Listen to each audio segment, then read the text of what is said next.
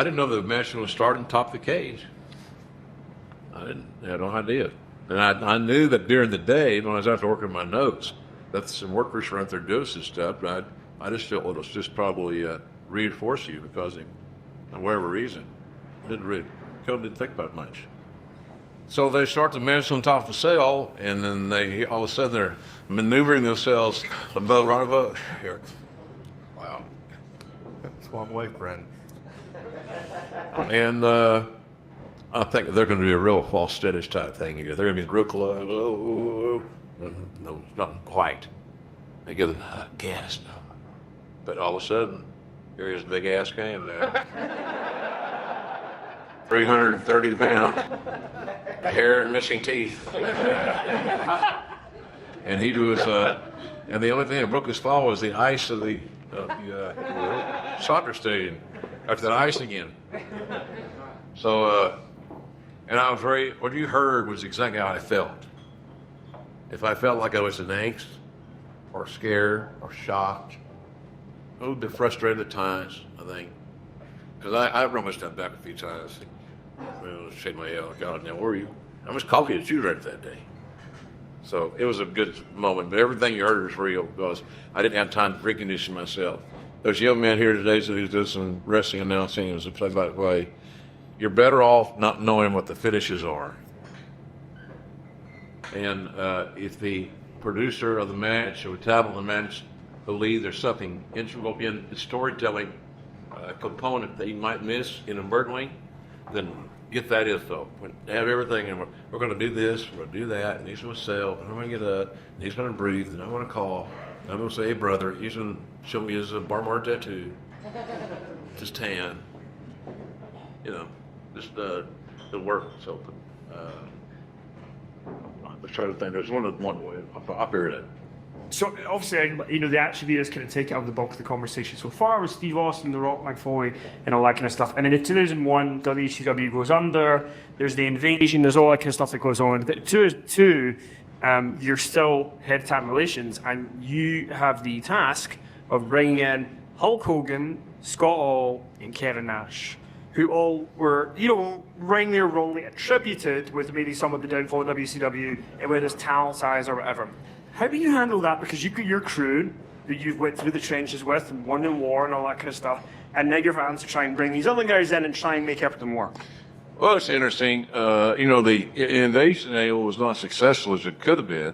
We had all the moving parts we needed to make it happen on the WCW side. Because some of those gentlemen that Kenny mentioned didn't come was because they had massive 7-figure contracts guaranteed, and they're getting checks every week. Here's the I've had $100 $1 million a year. That's $19,323 a week. Now let's say you make a $2 million. Oh, that's $38,000 and change a week.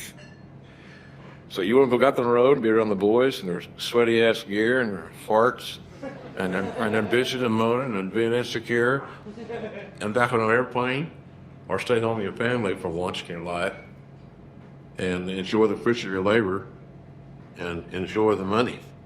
Boy, everybody to the man did the latter. They stayed home with their family and enjoyed the money. I remember one talking to Ray Mysterio, tell the story, not here obviously. Ray came to I think we're in L.A. I know we're in L.A. and for an event, and Ray came to visit us. He lived in San Diego. He was going to talk to me about a job. So we was talking. I said, okay, I'll get a private meeting. What are you making? He told me. I said, how much time do you have left in your contract? 6 months. So him staying there 6 months is, it was almost $500,000. So here's what to do about. He started wrestling at 14 or 8 and him. He ain't the biggest dog around. Why don't you go heel? Why don't you be with your family? And when your contract's up, and he said all the money in time order that they owe you. Of course, they're going to give you money if you leave. You sign a contract with another person, another entity. It's not written that way. It should have been, but it wasn't. Then when you get all your money and you're ready to go, you get trained. I'll hire you the very day. But I can't pay you what they're paying. you'll make more than they're making. You made there, and of course he got paid a little less money coming in. He made more money than he ever made in his life. 7 years after years, years and years and years. And he never made that WCW. The invasion angle was not good because they didn't have all the pieces. Think of any great football team. Take the middle of their lineup out. They're all starters or starters. The center, the captain, the best defensive guy, or whatever, and they're not elevated. You lost your goal. By the way, also your goal is done bad. You want to stay home till the mailbox is checked. So that's kind of where we were. We knew we were going to pull that off to the level that could have been. Because we trying to elevate guys that were not on the level of Goldberg and Sting, Hall and Nash, some of this, all those dudes. We didn't have the juice. And But you bring in Hogan, Hall, and Nash. What was that like when you bring them in to try and adjust it within the confines of the WWM? Interesting. I think that all those guys had been their last endeavor in WWE were strictly doing business with Vince. So to come back and have to do with me was not exactly what I'm sure. Even when I said they might have been a little offended because Vince wasn't handling himself. I said, look, you can go talk to me anytime you want. You can talk to him right now if you want to. I'll call him. But I know what he's going to tell you. And if he can't work within the system, and you have a problem working with me, then we need to figure out why and fix him. So it was a little awkward, but not bad. Look, the thing about it is that it's interesting, that everybody, the locker room's an interesting place. And I don't know, some of our guys thought, they come in, I got climb positions. They're not working as hard as physical or no, I don't know. I didn't work with it. It's just a chemistry thing. We had developed a new chemistry with new people that whose names weren't Hogan and Hall and Nash. And it was a little bit of an interesting navigation, and of course, as it worked out, none of them stayed long. I don't know how long, what too long was it? And they were wanting to see Hogan and Rock in Great Match WrestleMania 18. So I thought it was all fit. The roles had changed. They were no longer the guys. It was the alpha males at the top of the card. And we were going through a transitional period. Austin would have neck issues. Rock was getting hotter than donut grease. So I never had an issue with him really. Was that playing around with Elton after that, right? Yeah. I had to fire Scott, unfortunately. And Scott and I are friends today, and good friends. He knew where he got fired, and he knew that I didn't fire him and do what big star with. And then we ended up being able to do business together. I said, I wish you could, again. We took care of him on the way out. But it's just one of those deals. Sometimes the chemistry change, our lives change, and you don't want to adversely affect your chemistry in the locker room. That's a big deal of being a talent relations guy. Chemistry is a big issue. When I first got that job, I said, Vince, we got to get younger, we got to get more athletic. My take. And he agreed. So how are you going to do that? I said, just be patient. And then I knew he had no patience. Well, he did. It's something my dad had no patience. So I went to work on that. So we got guys that come in that I thought were athletic. I hired Mick Foley, and Vince said to me, he said, I'm going to let you hire Mick, JR, because I want you to know how it feels to have a talent break your heart.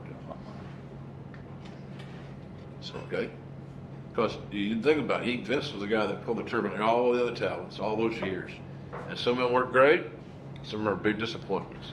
And you had invested in interest and emotional interest in some that were big disappointments, then consequently, it hurts your feelings. You hired somebody that bad. And we hired some bitch. And you're going, every footy team has bitch. So it's just part of the process. But we wanted to get younger and more athletic. We had to have a place to train guys. The territories were gone. The UK scene was not anything like this today. And with the volume of talents that people don't hire. a lot of them today. So anyway, we had that place up at Crane, so we had one in L.A., we had one in Louisville, Kentucky, to the Cornette's area. Cornette's a classic name.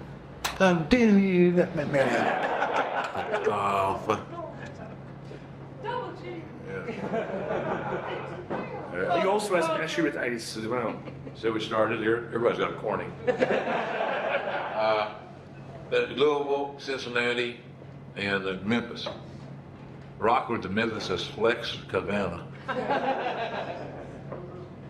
That's one of the worst names ever. It sounded like a porn star name.